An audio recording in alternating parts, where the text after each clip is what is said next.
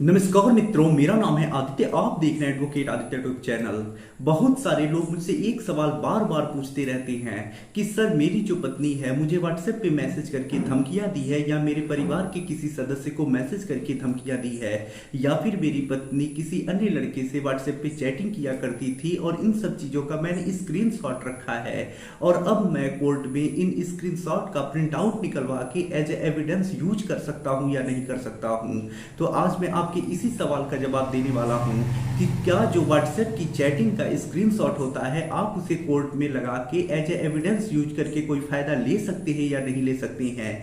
आज मैं आपके इसी महत्वपूर्ण सवाल का जवाब देने वाला हूं।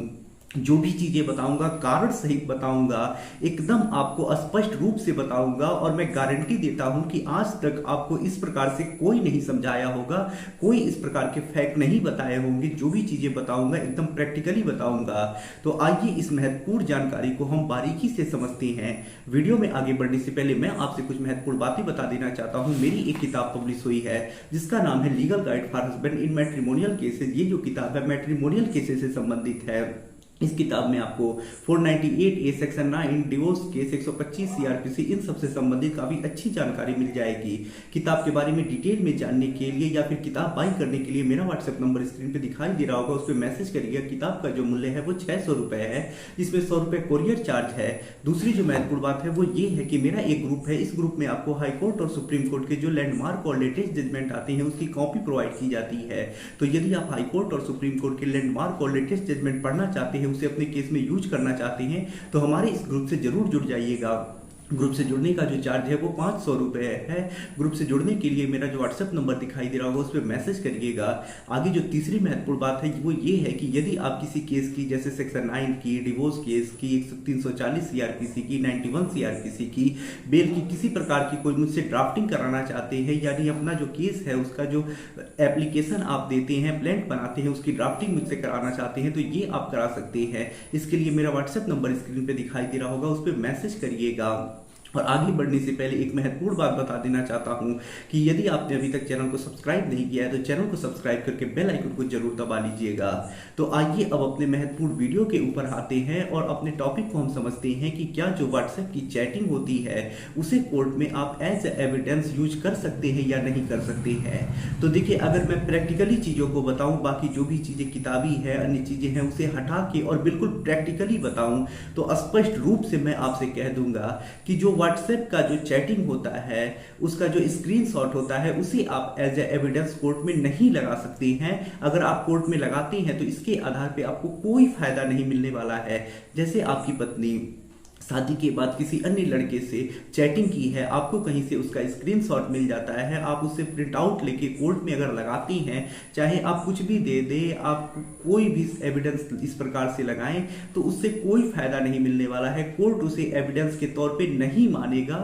अब नहीं मानने के पीछे की क्या वजह है मैं आपको ये भी बता देता हूं, ताकि जो भी चीजें हैं आपको क्लियर हो जाए। देखिए, जैसे व्हाट्सएप की चैटिंग है, अब चैटिंग जब की जाती है तो पहली चीज ये स्पष्ट कैसे होगा कि ये चैटिंग किसने की है और किससे की है। अब देखिए, जैसे आप अगर ये सोच रहे हैं कि जो पत्नी है चैटिंग कर रही है किसी और नंबर से, तो क्या ये चैटिंग आपकी पत्नी ने ही किया है या नहीं किया है। पहली चीज तो ये स्पष्ट नहीं हो रहा है कि आपकी पत्नी ने ही ये चैटिंग किया है या किसी दूसरे व्यक्ति ने किसी तीसरे व्यक्ति से चैटिंग करके और स्क्रीनशॉट लेके, प्रिंट आउट लेके लगा सकता है।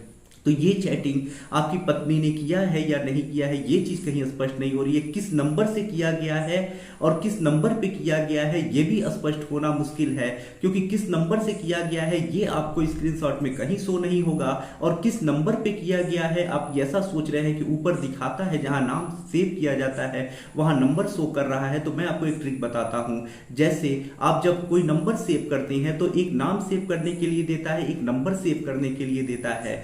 तो जहां आप चाहते हैं कि नंबर शो करे किसी तीसरे व्यक्ति का, तो आप मान लीजिए एक राम नाम का व्यक्ति है, उसका कुछ मोबाइल नंबर है, आप उसे सेव कर नंबर टाइप कर दीजिएगा, और जहां नाम लिखना है तो जो आप चाहते हैं कि इस व्यक्ति का नंबर जब चैटिंग किया जाए तो शो करे, तो वहां पे उसके नाम की जगह उसका नंबर लिख दीजिएगा, सेव कर दीजिएगा और फिर अपने मोबाइल से चैटिंग करिएगा। जो नंबर आप दिखाना चाहते हैं वही नंबर दिखेगा। तो इस प्रकार के फेक एविडेंस बनाए जा सकते हैं चैटिंग के रूप में। तो किसने चैटिंग की, किससे चैटिंग किया गया, ये चीजें स्पष्ट ही नहीं हो रही हैं, तो कैसे आप इसे एज ए एविडेंस कोर्ट पे यूज कर सकती हैं, किस प्रकार से फायदा ले सकते हैं।